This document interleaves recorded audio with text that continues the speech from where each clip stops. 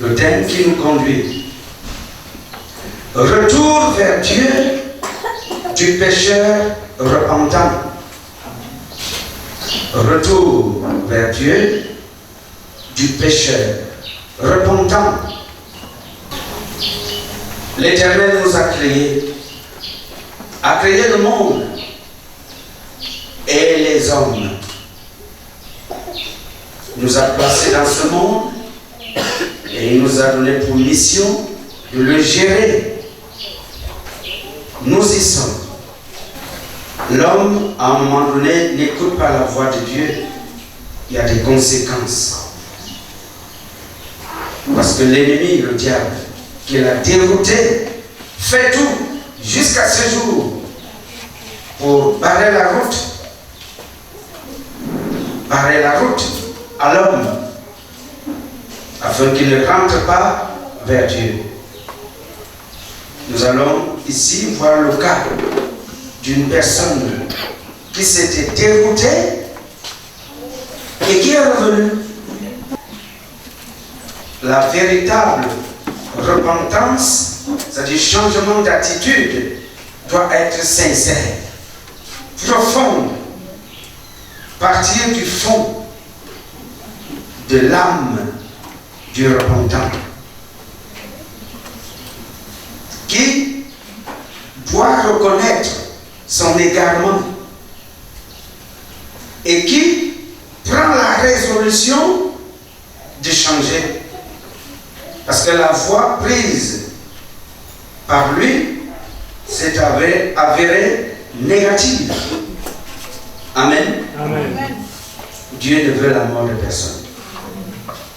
Il veut que tous vivent dans sa grâce, dans la paix et dans le bonheur. Luc chapitre 15, à partir du verset 11. Il dit encore, un homme avait 2 fils.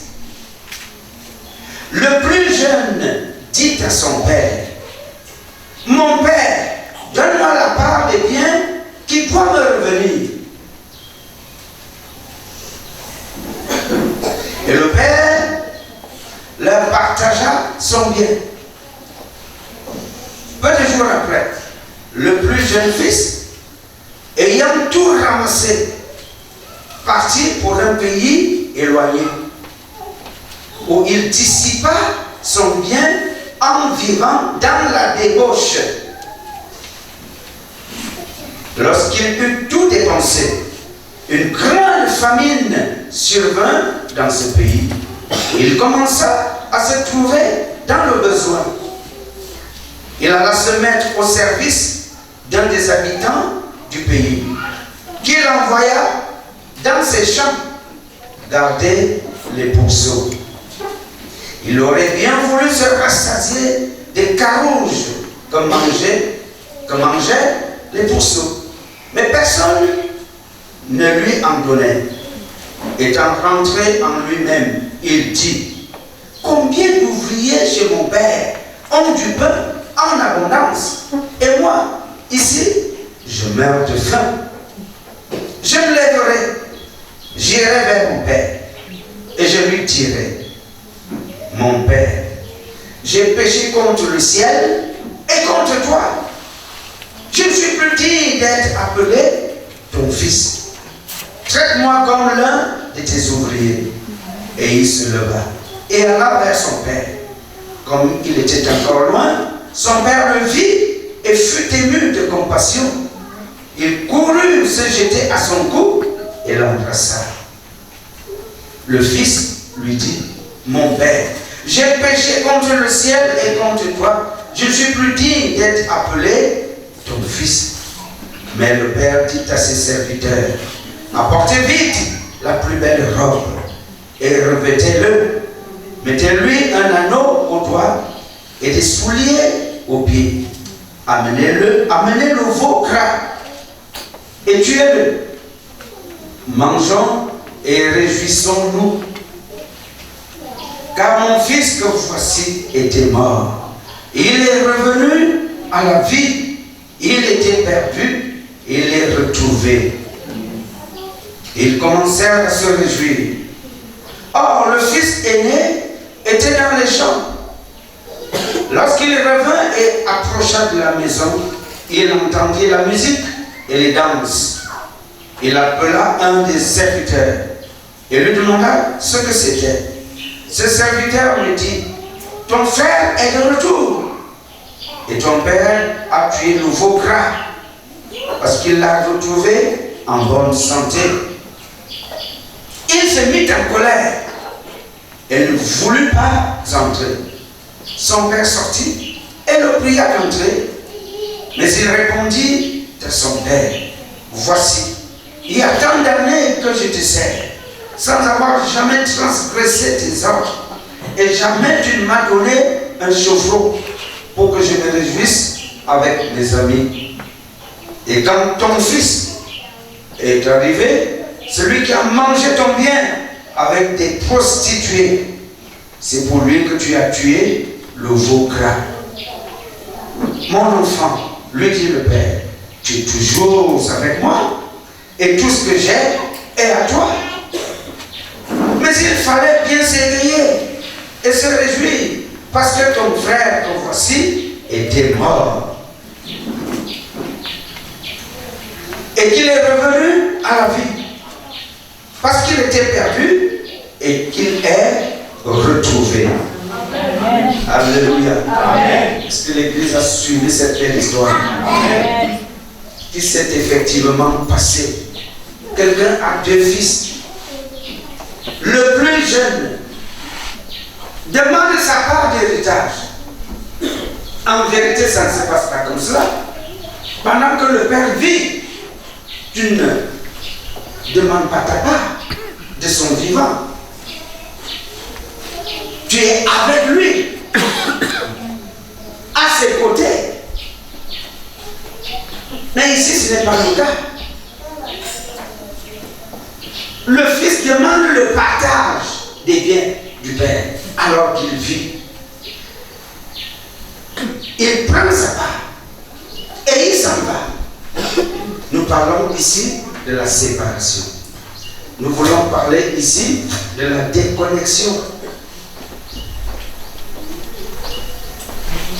Comment pouvons-nous actualiser cela aujourd'hui au sein de l'Église?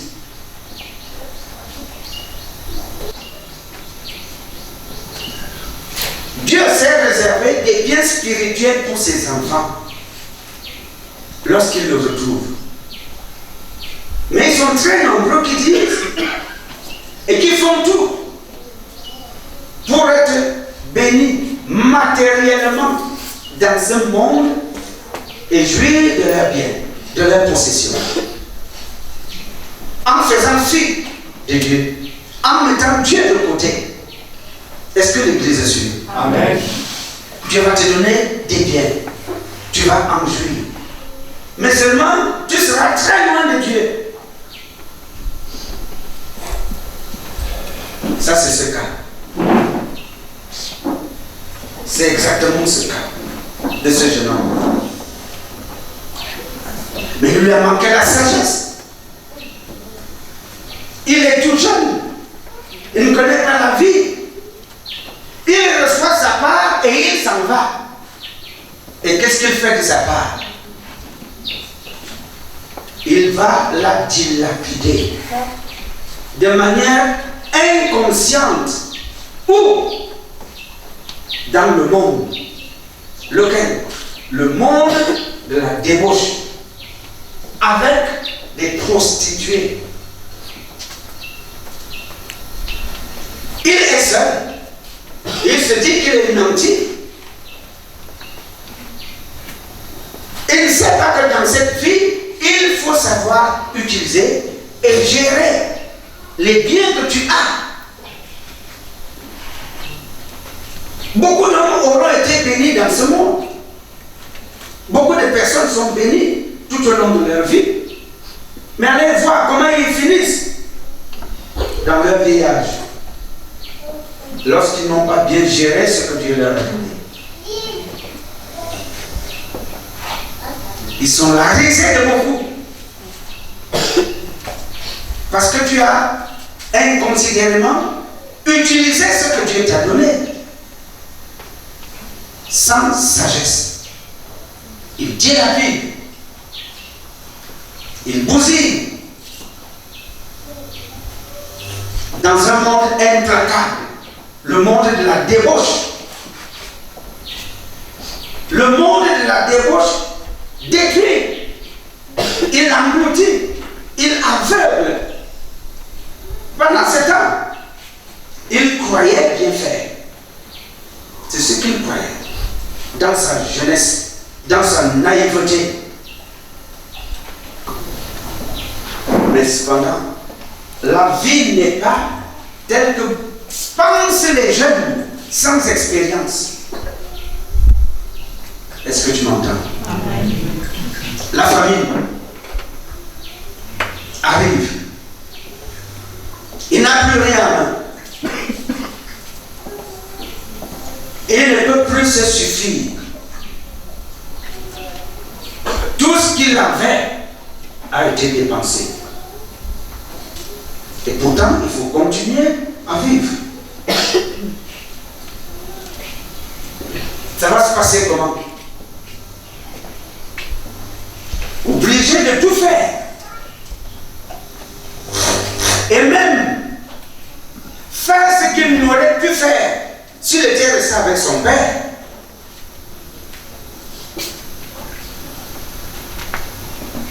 Pour aller dans un champ, garder les pourceaux, les porcs. Dans la Bible, le Seigneur décrit les porcs comme un animal abject, impur. Il doit donc s'occuper d'eux. Vous voyez jusqu'à quel point il est ravalé, rabaissé. Ceci arrive à beaucoup d'hommes et de femmes, d'enfants, qui se sont éloignés de Dieu, de sa sagesse et de sa piste. Ceci arrive. Lorsque tu as tourné le dos à Dieu, à un moment donné, tu te retrouves comme englouti dans un enclos, sans possibilité de s'en sortir. Tout seul n'avait pas le conseiller. Il recevait ces directives de qui? Si ce n'est de lui. Et il s'est trompé. Voilà, maintenant il s'occupe des porcs. Et même là, il n'a même pas la possibilité de manger ce que mangent les porcs. Ça va durer combien de temps? Ça va durer un temps, un certain temps, où maintenant il va se revoir, jeter un coup d'œil dans le rétroviseur et voir son passé, voir d'où il est parti. Les circonstances de la vie l'amènent maintenant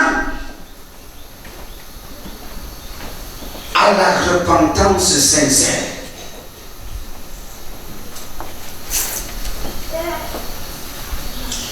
À se remettre en question. Où suis-je? Qu'est-ce que je fais là? Si j'étais resté avec mon père, certainement, ni ma vie, ni ma condition ne serait ce que je vois aujourd'hui. C'est le cas de beaucoup. Il faut donc avoir le courage comme lui pour se lever et dire: je me suis trompé. J'ai été trompé. Ici s'arrête mon parcours dans le faux chemin. Je rentre. Et je dirai à mon père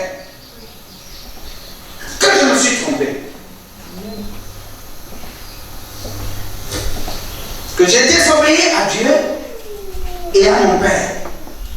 Je lui donne. Il prend cette décision. D'ailleurs, quand le père le verra arriver, exactement ce qu'il avait dit à son père. Est-ce que l'Église suit? Amen. Il va se passer quelque chose. Le père, à distance, le voit arriver. C'est le père, c'est le papa qui le voit arriver. Et qu'est-ce qu'il fait? C'est lui, le père, qui court vers lui. Il court vers lui. Ça veut dire que quelque part, il l'attendait. Vrai ou faux? Oui. Ceci souligne tout simplement la prédisposition du père de revoir son fils lui revenir.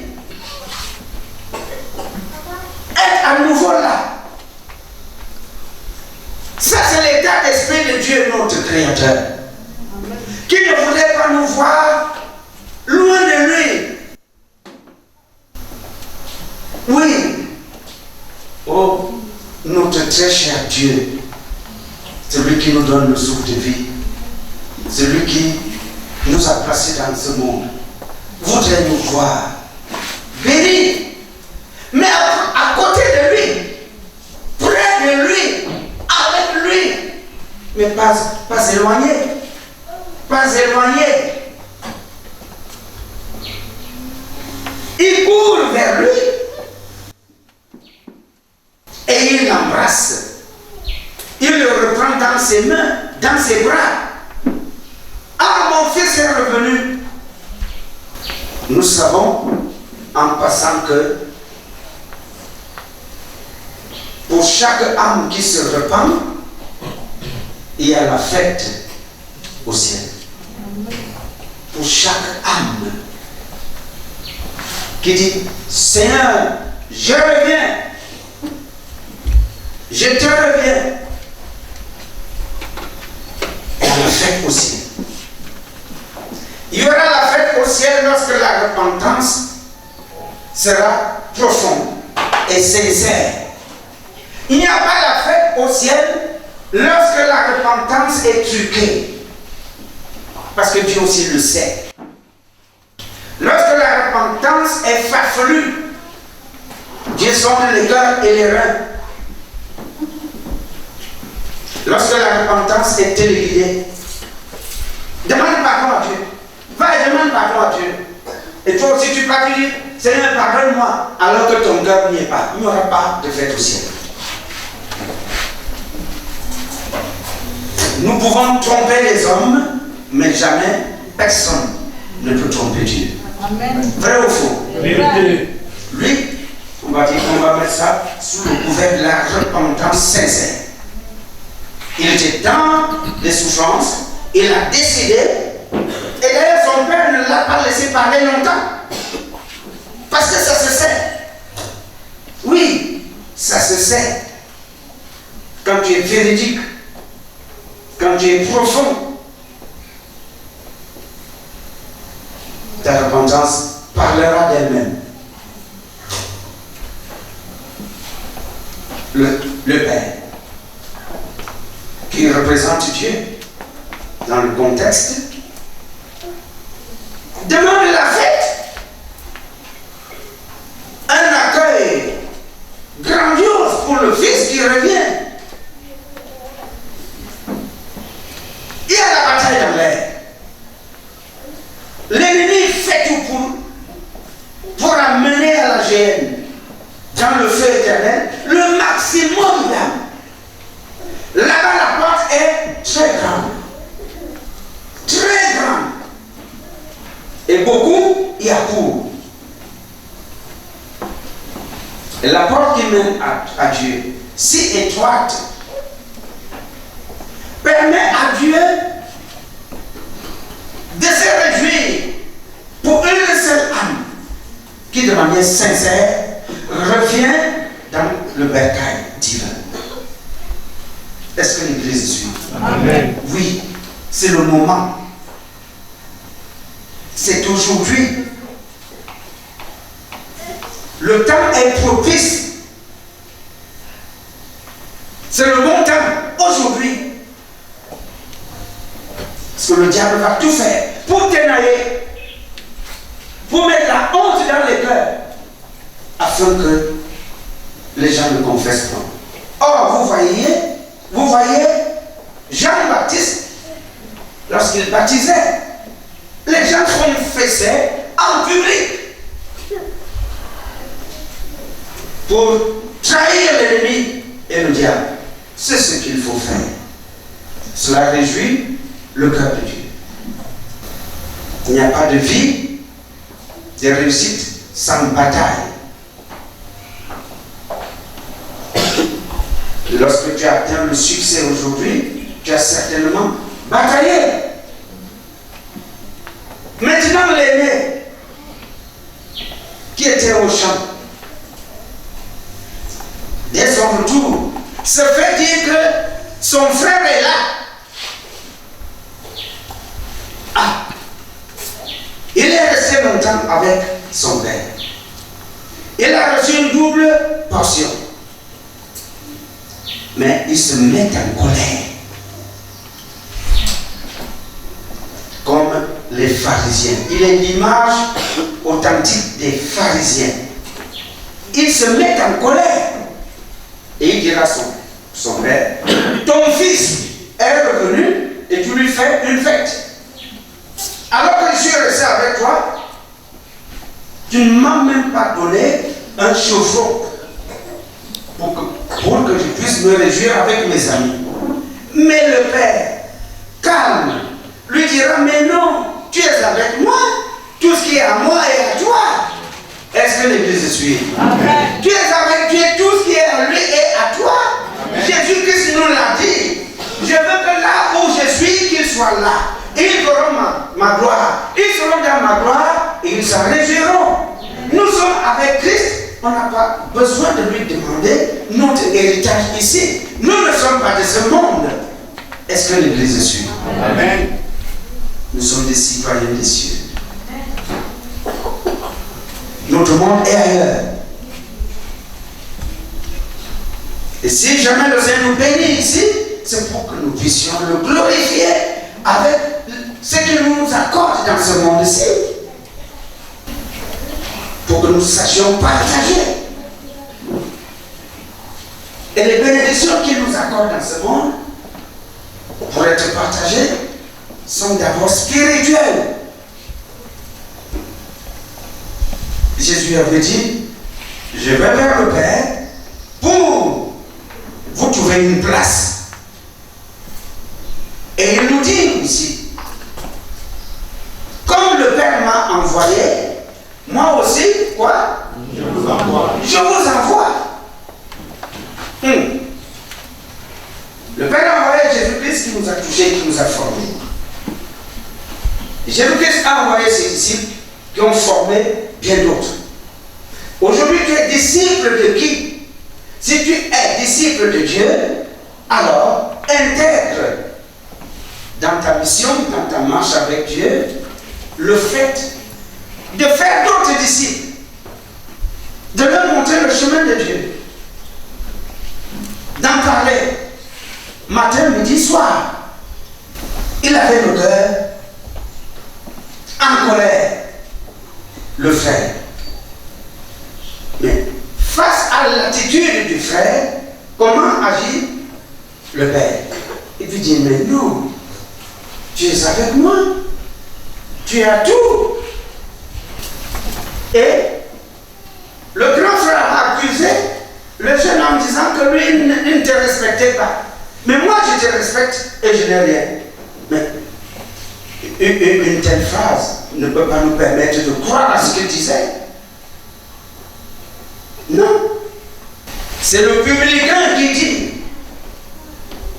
je ne suis pas comme l'autre, comme le pharisien qui fait ceci, qui fait cela. Voici ce que moi je fais, voici ce que moi je fais, voici ce que moi je fais.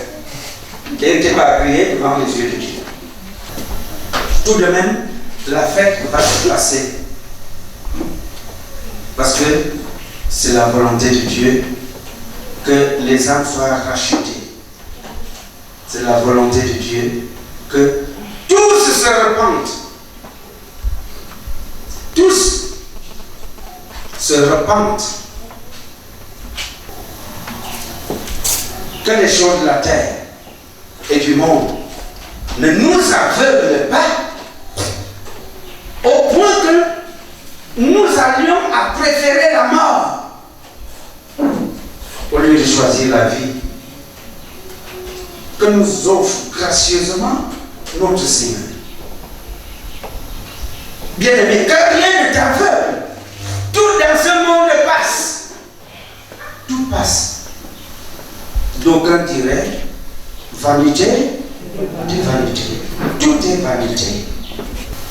Jésus-Christ dit un beau jour, à quoi servirait-il à un homme de gagner tout le monde s'il perd quoi? Son âme.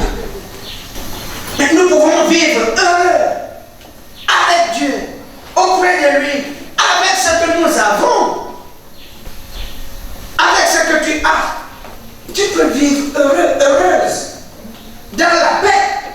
Beaucoup même de ceux-là que nous voyons, que nous croyons, riches, nantis, n'ont pas la paix. La paix du cœur, la paix dans leur famille. Ils n'ont pas. Alors, tu choisirais quoi? D'avoir le tape à l'œil, le clinquant, alors que tu ne dors pas, parce qu'on te soumet à bien des choses, parfois les plus ignobles. Tu préfères cela? Ou bien d'avoir tous les jours des beignets haricots et de bénir l'Éternel avec cela. Tu préféreras quoi? Avec Dieu, c'est la vérité, nous avons tout. Et tu vas te fixer cela dans la tête lorsque tu comprends Dieu. Ce n'est pas parce qu'il te manque ceci de précis que tu diras que non. Tu n'es pas avec Dieu. Sachons apprécier ce que nous avons. Apprécions ce que nous avons. Ce que nous avons aujourd'hui, que tu sembles minimiser, beaucoup n'ont pas. Beaucoup ne marchent pas sur leurs deux pieds. Ne peuvent même pas utiliser leurs deux mains pour travailler. Non pas leurs deux yeux pour voir. Non pas le cerveau en place comme toi. Beaucoup mangent dans les poubelles. Beaucoup ont des maladies incurables. Mettons cela comme cela. Du point de vue des hommes. Mais toi, regarde-toi un peu. Regarde ta situation. Dis merci à Dieu. Disons merci à Dieu.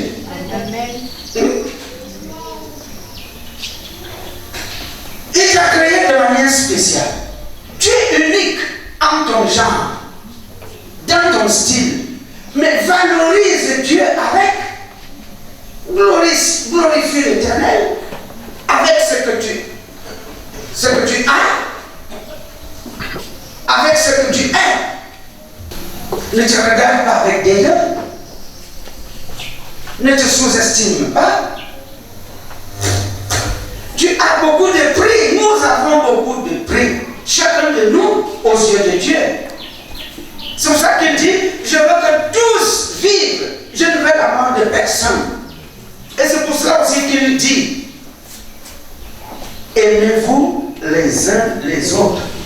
Aime ton prochain comme quoi? Toi-même, tu t'aimes. Tu ferais tout pour toi. C'est comme tu vas t'aimer. Je te le fais dire. Ainsi, aime-t-il l'autre.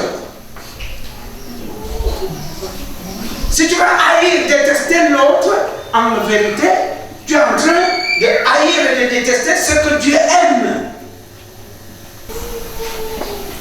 Le Seigneur attend le pécheur repentant avec ces éléments.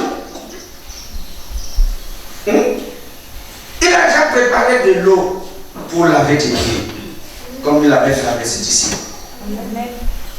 Il a préparé des souliers, de nouveaux vêtements.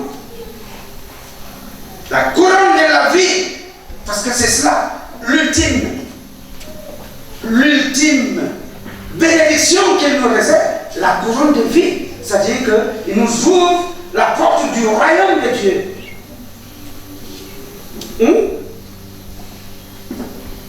Dans l'église, il n'y aura pas que les saints. Il y aura tout. Le filet de Dieu ramasse tout. Le filet de Dieu ramasse les beaux poissons.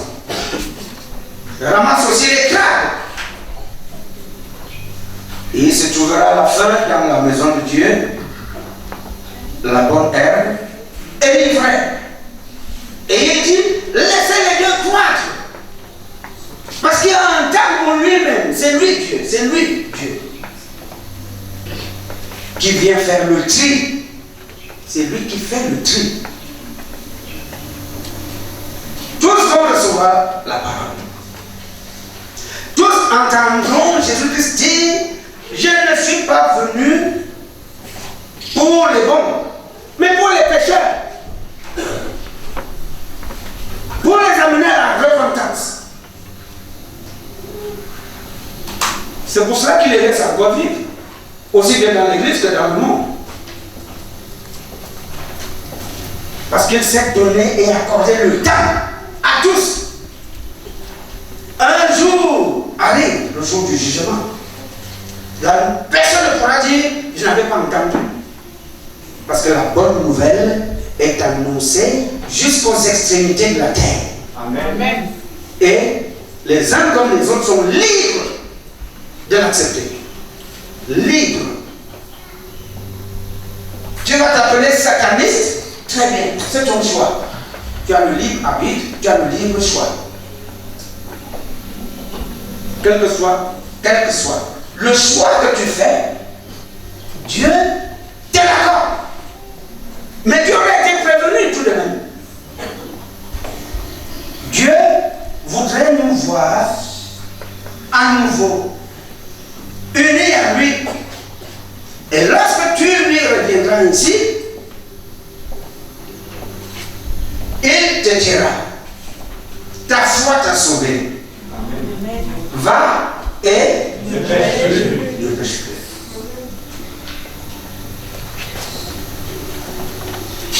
Par la grâce, nous sommes sauvés. Amen.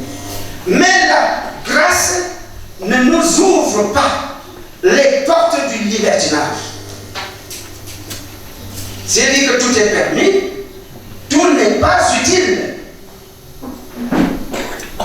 La grâce ne te permet pas de continuer à pécher. C'est ça le vrai évangile, la vraie parole. Par rapport à ce qui court là-dehors et qui dit ceci, Jésus-Christ a porté sur lui nos fardeaux, il a pris sur lui nos péchés. Péchons! Oui, c'est ce que beaucoup disent aujourd'hui. Nous pouvons faire ce que nous voulons, avec qui nous voulons. La vraie doctrine de Dieu te dit non, ne suis pas ce genre de discours. C'est pas biblique.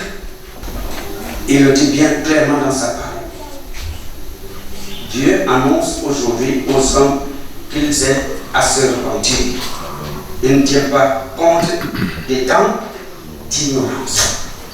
Que tous soient sauvés et parviennent à la vérité, à la connaissance de Dieu et à la vérité. Voici ce qu'il nous dit. Ce que Dieu veut, c'est votre sanctification.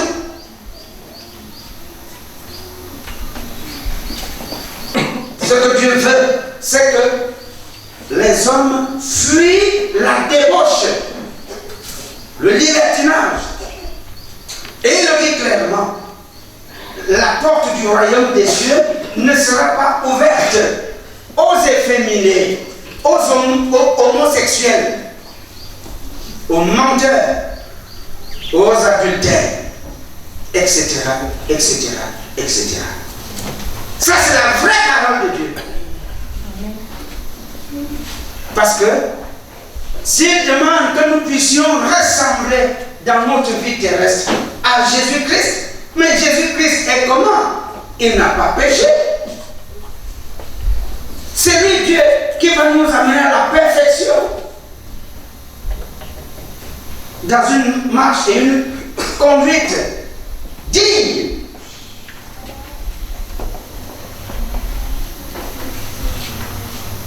Est-ce que l'Église suit? Amen. Le diable fera tout pour t'empêcher à te repentir. Mais le Seigneur dit, mon fils, ma fille, je t'attends à bras ouverts. Amen. Je t'attends. J'ai réservé de grandes choses pour toi. Amen. De belles choses. Amen. Reviens. Lisons Ésaïe 55, verset 7. Nous dit, quand le méchant abandonne sa voie et l'homme d'iniquité ses pensées, qu'il retourne à l'Éternel, qui aura pitié de lui, à notre Dieu, qui ne se lasse pas de pardonner. Amen. Quoi que ce soit, tu feras. Et c'est là l'essentiel du sang qui a coulé à la croix. Jésus-Christ nous pardonne. Et il est clairement écrit aussi dans Romains 8 qu'il n'y a plus de condamnation. Mais pour qui? Pour ceux qui sont en Christ, c'est bien précisé. Alléluia. Amen. Je veux donc que tous soient sauvés. Amen. Si dans ton cas, tu t'es éloigné de Dieu, emprunter d'autres pistes, d'autres voies qui ne te donneront pas la vie, mais qui te mèneront résolument dans la perdition. Tu respires encore. Il est encore temps. Reviens tout simplement. Amen. Amen. Tu seras attendu et reçu à bras ouverts, Amen. réconforté et même réhabilité, Amen. rétabli. Amen. Mais il y a un premier pas à faire. Reviens à Dieu. Là où il t'a fixé. Ce jeune homme n'est pas allé ailleurs. Parce que Dieu a pour chacun de nous un lieu Amen. qu'il nous a préparé. Une maison ici sur la terre. Un lieu. Si tu es dans ce lieu, tu seras béni là. Si tu n'es pas là, il fera tout pour te sortir de là où tu es, pour t'amener dans le lieu où tu vas écouter sa voix et où il te bénira. Alléluia. Amen. Ce lieu-ci attend encore ses fils. Amen. Alléluia. Amen. Sois la bienvenue et sois béni. Que cette parole bénisse ton Église.